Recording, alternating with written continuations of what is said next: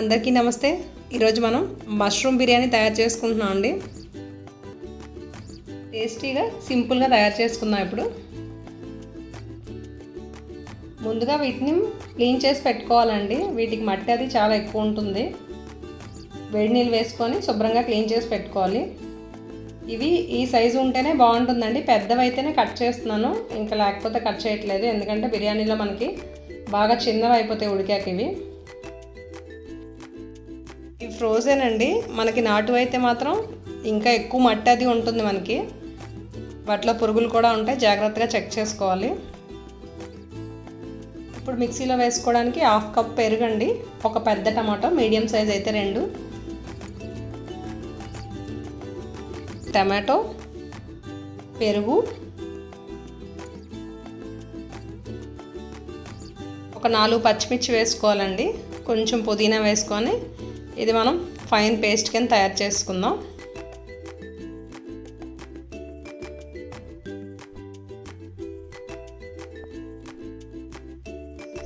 Paste అయితే ready అయిపోయిందండి. ఇప్పుడు మనకి బిర్యానీలోకి ఓల్ గరం మసాలా వేసుకోవాలండి, కొంచెం జీడిపప్పు, మిగిలిన గరం మసాలా అన్నీనండి. ఇలాచి దంచి వేసుకోవాలండి. బిర్యానీ ఎప్పుడు చేసుకున్నా డైరెక్ట్గా వేసుకుంటే దాని ఫ్లేవర్ అనేది రాదు. ముందుగా స్టవ్ మీద కుక్కర్ పెట్టి ఆయిల్ వేసుకోవాలండి. 2 టేబుల్ స్పూన్స్ నెయ్యి వేసుకోవాలి. మీడియం ఫ్లేమ్లో పెట్టి ఈ కాజుని బాగా ఫ్రై చేసుకోవాలండి. మనం ఫ్రై అయిపోయిన కాజుని తీసి పక్కన పెట్టుకోవాలి. మనం డైరెక్ట్గా బిర్యానీలో కుక్కర్లో ఉంచితే పేస్ట్లా అయిపోతాయని టేస్ట్ తెలీదు. కొంచెం షాజీరా వేసుకొని గరం మసాలా అంతా మనం చూసాం కదండి, ఓల్ గరం మసాలా, బిర్యానీ మసాలా అంతా వేసుకోవాలి. బిర్యానీ ఆకు,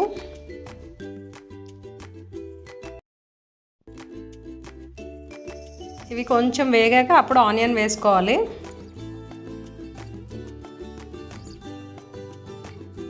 ఆనియన్స్ బాగా పచ్చివాసన పోయే వరకు ఫ్రై చేసుకోవాలండి. మనకి స్వీట్నెస్ ఉండదు ఎక్కువ ఫ్రై అయిపోతే.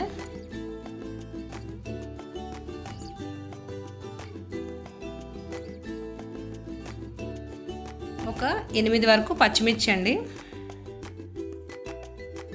ఇవి వేసుకొని బాగా కలుపుకోవాలి.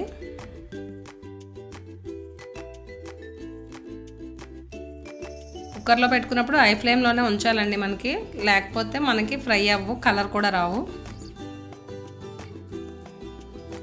ఆనియన్స్ ఫ్రై అయిపోయాక ముందుగా మనం పేస్ట్ చేసి పెట్టుకున్నాం కదండి టమాటో, పెరుగు, అది వేసుకోవాలి.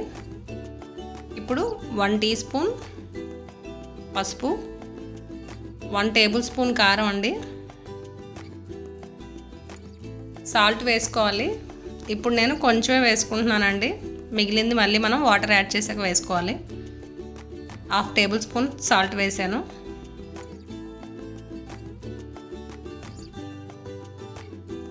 ఇది కొంచెం ఫ్రై అయ్యాక మనం ముందుగా క్లీన్ చేసి పెట్టుకున్న మష్రూమ్స్ని వేసుకోవాలి.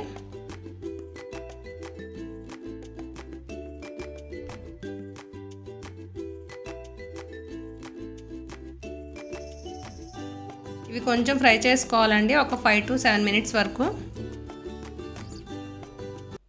మష్రూమ్ వేసుకోగానే మనం 1 టేబుల్ స్పూన్ అల్లం వెల్లుల్లి పేస్ట్ అండి, 1 టేబుల్ స్పూన్ బిర్యానీ మసాలా,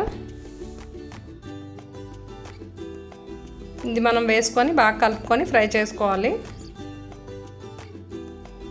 చూడండి, మష్రూమ్ నుంచి వాటర్ బయటకు వచ్చిన వరకు ఫ్రై చేసుకోవాలి.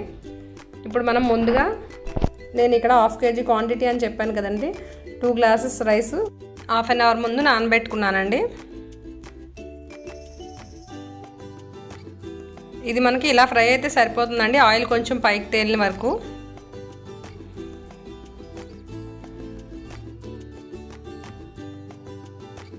ఇది మనకు ముందు వాటర్ వస్తుంది, తర్వాత అది కొంచెం దగ్గర పడ్డాక ఆయిల్ పైకి తేలుతుందండి ఇలాగా. ఇప్పుడు మనం రైస్ వేసేసుకోవచ్చు అండి. ఇక్కడ నేను 2 గ్లాసెస్ రైస్ తీసుకున్నాను. 2 గ్లాసెస్కి 1 గ్లాస్కి 1.25 చొప్పున వాటర్ వేసుకున్నానండి. 2 గ్లాసులకి 2.5 గ్లాసులు వాటర్ వేసుకున్నాను. ఇప్పుడు మనం సాల్ట్ యాడ్ చేసుకోవాలండి. ఇందాక ఇక్కడ మనం సాల్ట్ ఒకసారి అడ్జస్ట్ చేసుకొని కొంచెం కొత్తిమీర, కొంచెం పుదీనా వేసుకొని ఒకసారి బాగా కలుపుకొని మూత పెట్టేసుకోవాలండి. కొంచెం జాగ్రత్తగా కలపాలి, రైస్ నాని ఉంటాయి కాబట్టి విరిగిపోతాయండి. ఒక విజిల్ వస్తే సరిపోతుందండి. మనం ఎప్పుడైనా ఏ బిర్యానీకైనా ఒక విజిలే పెట్టుకోవాలండి. రైస్ ఇది బాస్మతి రైస్ కాబట్టి త్వరగా మెత్తగా అయిపోతుందండి. అందుకే ఒక విజిల్ వచ్చిందండి. కుక్కర్ చల్లారాక మూత తీస్తే మన బిర్యానీ అయితే రెడీ అయిపోయింది.